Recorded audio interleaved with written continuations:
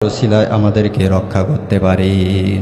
তিনজনের মধ্যে একজন আল্লাহর কাছে দোয়া করতে লাগলো, আল্লাহ, আমার বৃদ্ধা বাবা মা ছিল, আমি ছাগল পালতাম, ছাগল থেকে দুধ দহন করে সর্বপ্রথম আমার বাবা মাকে খাওয়াতাম, তারপরে আমার সন্তান সন্ততি যারা রয়েছে তাদেরকে খাওয়াতাম।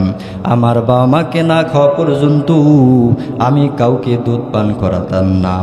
একদিন আমি ছাগল থেকে দুধ দহন করে বাড়ির মধ্যে গিয়া দেখি আমার বাবা মা ঘুমায় গেছে।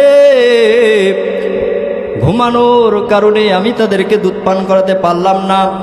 আমি তাদের ঘুমের ঘরে গিয়ে তাদের পাশে দাঁড়ায় থাকলাম। এদিকে আমাদের সন্তানগুলো ক্ষুধার যন্ত্রণায় ছটপট করে। তারা ডাক দিয়ে বলল, বাবা, অনেক ক্ষুধা লেগেছে, ক্ষুধার যন্ত্রণায় আমরা অস্থির হয়ে গেছি, একটু দুধ পান করাও। আমি তাদেরকে ডাক দিয়ে বললাম, সন্তানেরা রে,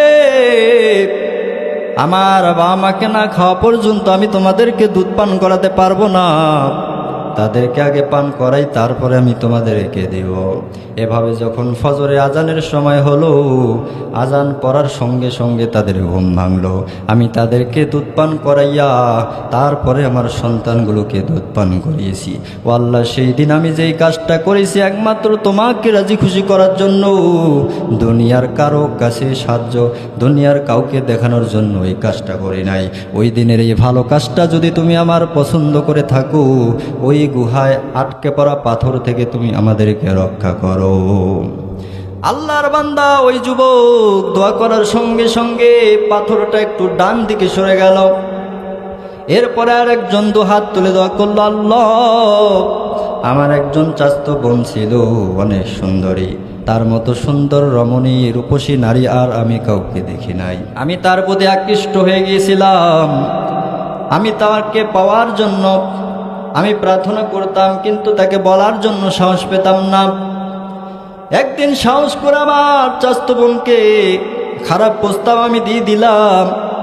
আমার ওই চাচাতো বোন ডাক দিয়ে বলল, ভাই, এতগুলো স্বর্ণ মুদ্রা যদি তুমি সংগ্রহ করে আমার কাছে আনতে পারো, তাহলেই আমি তোমার প্রস্তাবে রাজি হব। এ কথা বলার পর আমি অনেক দিন যাবৎ স্বর্ণ মুদ্রা সংগ্রহ করার পর আমি আবার ওই চাচাতো বোনের কাছে গেলাম। যাওয়ার পরে আমি তাকে বললাম, এবার তুমি আমার প্রস্তাবে রাজি হয়ে যাও। আমার চাচাতো বোনকে আমি একটা রুমের মধ্যে গেলাম।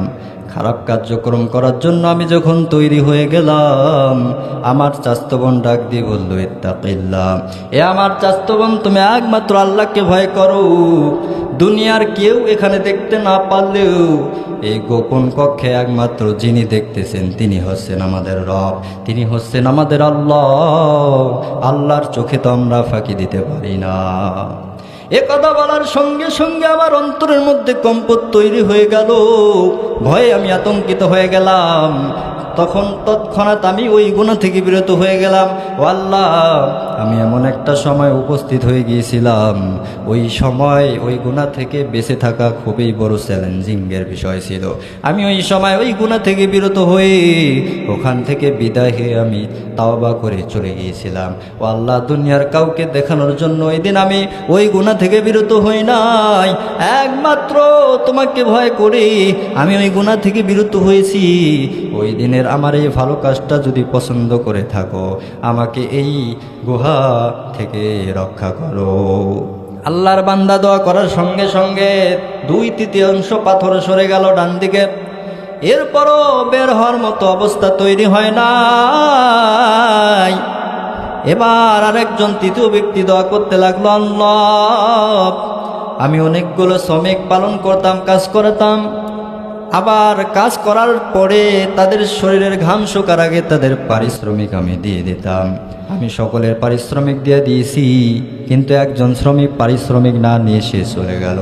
চলে যাওয়ার পরে আমি চিন্তায় পড়ে গেলাম, তার পারিশ্রমিকটা আমি কেমনে দেই। এভাবে চিন্তা করতে করতে আমি একটা সিদ্ধান্ত নিয়ে নিলাম, তার ওই পারিশ্রমিকের টাকা দিয়ে আমি একটা ছাগল ক্রয় করলাম। ছাগলটা কেনার পরেই ওই ছাগল লালিত পালিত শুরু করলাম। ওই একটা ছাগল থেকে আরও একটা ছাগল হলো। এভাবে ছাগল হতে হতে একটা বিশাল ছাগলের পাল তৈরি হয়ে গেল। দীর্ঘ 1 যুগ পরে ওই শ্রমিকটা আমার কাছে ফিরে এসে বলে, ওগো মালিক, এক যুগ আগে 12 বছর আগে আপনার কাছে কাজ করেছিলাম, পারিশ্রমিক না দিয়ে আমি চলে গিয়েছি। আজকে আমি পারিশ্রমিক নেওয়ার জন্য আমি আপনার কাছে এসেছি, আমার পারিশ্রমিকটা আপনি আমাকে বুঝাই দিয়ে দেন। তখন আমি ডাক দিয়ে বললাম, ও আল্লাহর বান্দা শোনো, ওই যে বিশাল বড় ছাগলের পালটা দেখতেছো ওটাই হচ্ছে তোমার, এই ছাগলের পালটা তুমি নিয়ে যাও। আমি তখন ওই শ্রমিক ডাক দিয়ে বলল, ও মালিক, আপনি কি আমার সঙ্গে ঠাট্টা বিদ্রুপ করতেছেন? আমি কেন ওই ছাগলের পাল নিতে যাব? ওই ছাগলের পাল কেন আমার হতে যাবে? আমি আপনার কাছে কাজ করেছি, আমি যেই পারিশ্রমিক পাই পারিশ্রমিকটা দিয়ে দিলি আমি এখান থেকে চলে যাব। আল্লাহ, সেই দিন আমার ওই শ্রমিককে আমি যদি তার প্রাপ্ত মজুরি তার পারিশ্রমিকটা যদি দিয়ে দিতাম, ওই পারিশ্রমিক নিয়েই সে চলে যাইতো হাসি মুখে। কিন্তু আমি ওই দিন তোমাকে সন্তুষ্ট করার জন্য, একমাত্র তোমাকে ভয় করার উদ্দেশ্যে পুরা ছাগলের পালটা আমি তাকে দিয়েছি। আমি তাকে বলেছিলাম, ও আল্লাহর বান্দা শোনো, তুমি সেদিন টাকা না নিয়ে চলে যাওয়ার পর আমি তোমার ওই টাকা দিয়ে আমি একটা ছাগল নিয়েছিলাম। ওই একটা ছাগল থেকে ধীরে ধীরে এত বড় একটা ছাগলের পাল তৈরি হয়ে গেছে। এটা আমার নয়, এটা সম্পূর্ণ ছাগলের পাল তোমার, তুমি নিয়ে যাও। তখন এই বান্দা পুরা ছাগলের পালটা নিয়ে গেল। আল্লাহ, সেই দিন আমি কাউকে দেখানোর জন্য এই কাজটা করি না, একমাত্র তোমার সন্তুষ্ট করেছি। সেদিনের এই আমলটা যদি পছন্দ করো, তাহলে এই পাথর আটকে পড়া বিপদ থেকে আমাদেরকে রক্ষা করো। আল্লাহর বান্দা দোয়া করতে দেরি হয়েছে, পাথর সরে যাইতে দেরি হয় নাই। আল্লাহ তাআলা ওই তিন যুবককে ওই দিন আল্লাহর কাছে নেক কাজের ওসিলা করে দোয়া করার কারণে আল্লাহ তাআলা তাদেরকে উদ্ধার করেছেন। শুধুমাত্র কেবলমাত্র তাদের উদ্ধার করার কারণ হলো জীবনে তারা এমন এক ভালো কাজ করেছিল, এই ভালো কাজের ওসিলা করে আল্লাহর কাছে দোয়া করেছে। আল্লাহ তাআলা তাদের দোয়ার বদৌলতে ওই বিপদ থেকে তাদের রক্ষা করেছেন। এভাবে আমরাও যদি আল্লাহর কাছে চাইতে পারি, চাওয়ার মতো চাইতে পারি, বিপদে মুসিবতে পড়েছেন, দুনিয়ার কারো কাছে যাবেন না।